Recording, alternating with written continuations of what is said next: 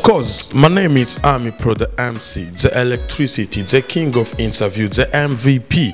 In Amipro Show257. Remember kugira subscribe, share na comment kugira ngo ubu wa mbere kuzarakurikirana ibikorwa byose dushira kuri Amipro Show257. Uno munsi nashimye ko tuganira ni byinshi abantu batazi muri industry ya music y'u Burundi, ni byinshi abakunzi y'umuziki babifuza kumenya ariko badaheza ngo bamenye, ariko biciye kuri Amipro Show aya makuru yose mwifuza kumenya turayabazanira hano kuri Amipro Show257 kuko ihangiro ryacu ni ryo kubona umuziki w'u Burundi utera imbere, ihangiro ryacu ni ryo kubona ibikorwa mvabwenge bishika kure cyane. Nuko abaririmbyi bariko barakora kandi neza muri kino gihe, ama media ariko aragerageza kuduza umuziki w'u Burundi, kanatsinda umuntu wese ari muri entertainment agerageza kwitanga kugira ngo ashobore kubona umuziki wa 2-5-7 ushobora gutera imbere.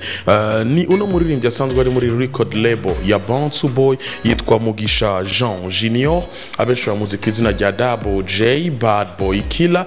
N'umusore asanzwe yamukariya mu ntara ya Gitega muri quartier Swahili, ari muri record label ya Bounce Boy nkuko nabikubwiye, ari kumwe na bagenzi we nka Kiriku Akili, ari kumwe na Drama T, ari kumwe na Elise Boy, ari kumwe kandi na CEO wabo ari we Mugani Desire canke Farias Big canke MMP. Yes, noko bimeze.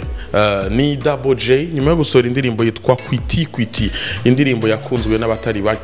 Iyo ndirimbo yamaze gukorerwa remix, kumbure ku batari babizi nuko Double J yashoye gukora remix ya Kwiti. Nuno muririmbyi asanzwe ava mu gihugu cy'u Rwanda muri kino gihe agezweho, ariko arakundwa n'abatari bake. N'umwanditsi w'indirimbo Samoya, n'umwanditsi w'indirimbo Catalina n'izindi nyinshi. Uyo nawe sundi ni Bruce Melodie, aho amakuru maze kuronka nuko indirimbo yamaze gukorwa, ndavuga audio yareze gukorwa, hasige gusa yuko bashutinga video bazokorera neza na neza mu gihugu cy'u Rwanda.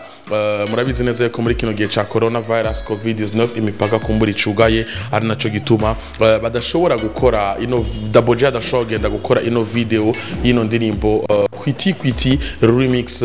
Kimwe gusa nuko imipaka niyamara kugururwa azoca agenda gukora video y'ino ndirimbo. Nk'abakunzi y'umuziki w'u Burundi mwiteze kumva iki muri iyo ndirimbo hagati ya Double J na Bruce Melodie? Muraza kuja muri commentaire mugire ico mushikirije kugira ngo ibintu bigende neza cyane. Of course mwari kumwe na Amipro the MC, iyi ni Amipro Show257.